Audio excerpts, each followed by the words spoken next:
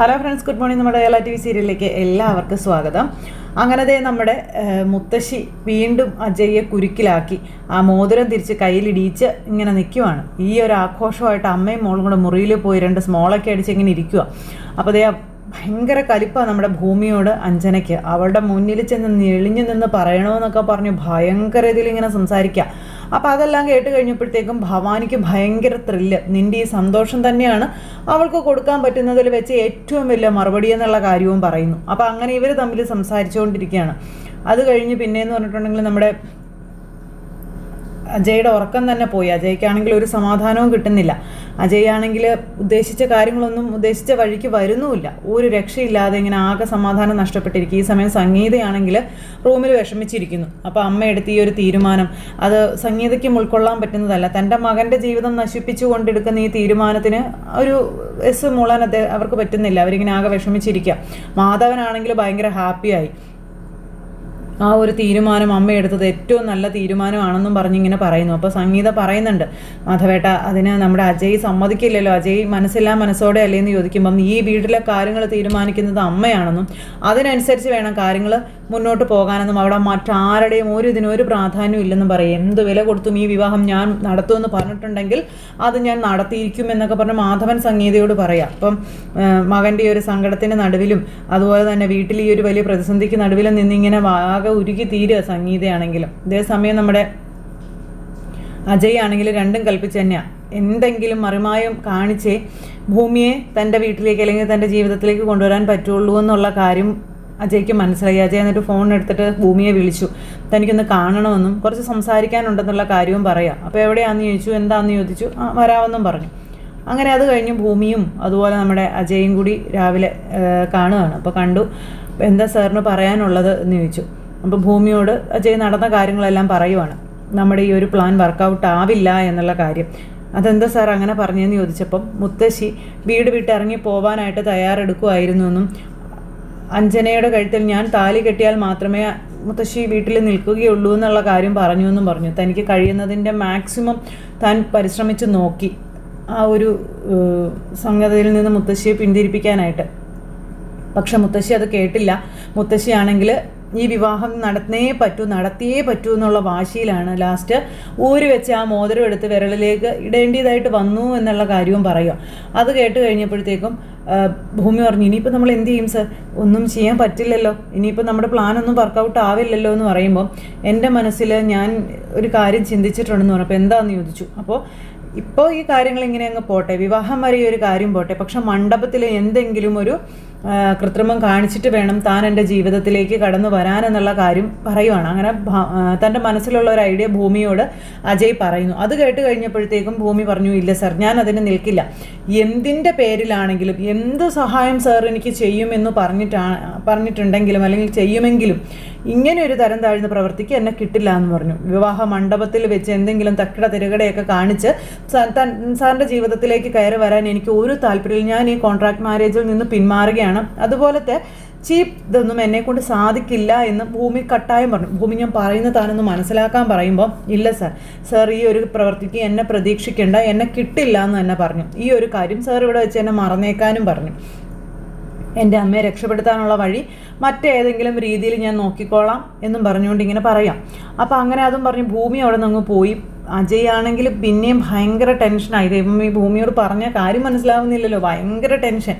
അങ്ങനെ നമ്മുടെ അജയ് ആകെ ഇതായിട്ട് വഴിയിൽ ഇങ്ങനെ നിൽക്കുവാണ്. ഭൂമി അവിടെ നിന്ന് പോരുകയും ചെയ്തു. ഇത് കഴിഞ്ഞതിന് ശേഷം വീട്ടിൽ ഭയങ്കര സന്തോഷത്തിലാണ് ഭവാനി. അമ്മ സമ്മതിച്ചല്ലോ. അമ്മയാണെങ്കിൽ എത്രയും പെട്ടെന്ന് കല്യാണം നടത്തണമെന്ന് പറഞ്ഞുകൊണ്ട് ഇപ്പം നടക്കുക. ഇനി അജയുടെ മനസ്സ് മാറുന്നതിന് മുൻപ് ഈ കല്യാണം നടന്നിരിക്കണം. അത് നാളെയെങ്കിൽ നാളെ അത്രയും പെട്ടെന്ന് നടത്താൻ പറ്റുമെന്നുണ്ടെങ്കിൽ അത്രയും പെട്ടെന്ന് നടത്തണമെന്നും പറഞ്ഞു. അപ്പോഴേക്കും അനുപമയാണെങ്കിൽ അവിടെയും കൊളുത്തി ഇവിടെയും കൊളുത്തി ഇങ്ങനെ സംസാരിച്ചുകൊണ്ടിരിക്കുക. അപ്പം നീ മിണ്ടിപ്പോകരുതെന്ന് അനുപമയോട് സംഗീത പറഞ്ഞു. നീ ഇങ്ങനെ അവിടെ ഇവിടെയും പറഞ്ഞു നടന്നിട്ടൊന്നും ഒരു കാര്യമില്ല എന്നൊക്കെ പറഞ്ഞുകൊണ്ട് അമ്മ മോളെ വഴക്ക് പറയാം. അങ്ങനെ ആ ഒരു ഇതെല്ലാം എവിടെ നടക്കുന്ന ഈ ഒരു സമയം നമ്മുടെ ഭൂമി അജയെ കണ്ടു. കടയിലേക്ക് പോയി കടയൊക്കെ അടച്ചിട്ട് വരുമ്പോൾ യാദൃശ്ചികമായിട്ട് ഒരു കടയുടെ അവിടെ കൊണ്ടുവന്ന് വണ്ടി നിർത്തി കഴിഞ്ഞപ്പോഴത്തേക്കും തൊട്ടപ്പുറത്തെ ബാറിൽ നിന്നും നമ്മുടെ അഞ്ജനയും മറ്റൊരു ചെറുപ്പക്കാരനും കൂടെ ഇറങ്ങി വരുന്നത് കാണുക. അപ്പോൾ അഞ്ജനയുടെ കയ്യിലൊരു വീറുകുപ്പി ഇരിപ്പുണ്ട്. കുടിച്ച് കാലേ നിൽക്കാൻ മേലാതെ രണ്ടുപേരും കൂടി ഇറങ്ങി വരുന്നത്. അപ്പോൾ ഈ റോട്ടിലേക്ക് ഇറങ്ങി വന്നിട്ട് കൂടെ വന്ന ചെറുപ്പക്കാരൻ്റെ വായിലേക്ക് ഇവളീ മദ്യം ഒഴിച്ചു കൊടുത്തോണ്ടിരിക്കുക, ബീർ ഒഴിച്ചു കൊടുത്തോണ്ടിരിക്കുക. അപ്പോൾ ഞാൻ ഭൂമി ഇങ്ങനെ യാദർശികമായിട്ട് നോക്കിയപ്പോഴേ ഈ കാഴ്ച കാണുന്നത്. അപ്പോൾ അവൾ തീരെ തരം താഴുന്ന പെണ്ണാണെന്നും മറ്റു പുരുഷന്മാരുമായിട്ട് അവൾക്ക് ബന്ധമുണ്ടെന്നും നമ്മുടെ ഭൂമിക്ക് മനസ്സിലായി. ഭൂമി എന്നിട്ടും അതൊന്നും മൈൻഡ് ചെയ്തില്ല കേട്ടോ. അങ്ങനെ ഈ നടു റോട്ടിൽ കിടന്നിട്ടാണ് നമ്മുടെ അഞ്ജനയുടെയും കാമുകൻ്റെയൊക്കെ, കാമുകൻ അല്ലെങ്കിൽ ബോയ് ഫ്രണ്ട് ആരും ആയിക്കോട്ടെ, അവരുടെ ആ ഒരു ഇത്. അപ്പോൾ അഞ്ജനയുടെ ആ ഒരു സ്വഭാവ സവിശേഷത വെച്ച് മിക്കവാറും അത് കാമുകൻ അല്ലെങ്കിൽ ബോയ് ഫ്രണ്ടൊക്കെ ആകാനുള്ള എല്ലാ സാധ്യതകളും ഉണ്ട്. അപ്പോൾ ആ ഒരു കാഴ്ച കണ്ട് ഭൂമി ഇങ്ങനെ അന്തം വിട്ടിങ്ങനെ നിൽക്കുവാണ്. കണ്ട ആണുങ്ങൾക്കൊപ്പം, അതായത് അജയുമായിട്ടുള്ള വിവാഹമോതിരമൊക്കെ അണിഞ്ഞതിന് ശേഷവും കണ്ട ആണുങ്ങളുമായിട്ട് ഇങ്ങനെ അഴിഞ്ഞാടി നടക്കുന്ന ആ ഒരു കാഴ്ചയൊക്കെ കണ്ട് ഇങ്ങനെ അന്തം വിട്ട് നമ്മുടെ ഭൂമി ഇങ്ങനെ നിൽക്കുക. ഭൂമി അത്ഭുതപ്പെട്ടിങ്ങനെ നോക്കി നിന്നു. ആ സമയത്ത് അവനുമായിട്ട് ഇങ്ങനെ എന്തൊക്കെയോ പറഞ്ഞു, രണ്ടുപേരും വീറ് മാറി മാറിയൊക്കെ കുടിച്ച് ഇവരങ്ങ് പോവുകയും ചെയ്തു. ഇത് കഴിഞ്ഞ് പിറ്റേന്നായി കഴിഞ്ഞപ്പോഴേക്കും ഭൂമി പിന്നെ വീട്ടിൽ ചെന്നിരുന്ന് ആലോചന തുടങ്ങി കേട്ടോ. ഭയങ്കര ഇതായിട്ട് ഭൂമി ഇങ്ങനെ ടെൻഷനായിട്ട് ഇങ്ങനെ ഇരുന്ന് ആലോചിക്കുക അജയ് പറഞ്ഞതിനെ പറ്റി. അജയ് സാറിനെ സഹായിക്കണമെന്നുകൊണ്ട് ഇന്നത്തെ ഒരു അഞ്ജനയുടെ ആ ഒരു റൂട്ടിലെ കാഴ്ചവെപ്പും കാര്യങ്ങളും കണ്ടു കഴിഞ്ഞപ്പോഴത്തേക്കും ഭൂമിക്ക് ഭയങ്കര സങ്കടമാണ്.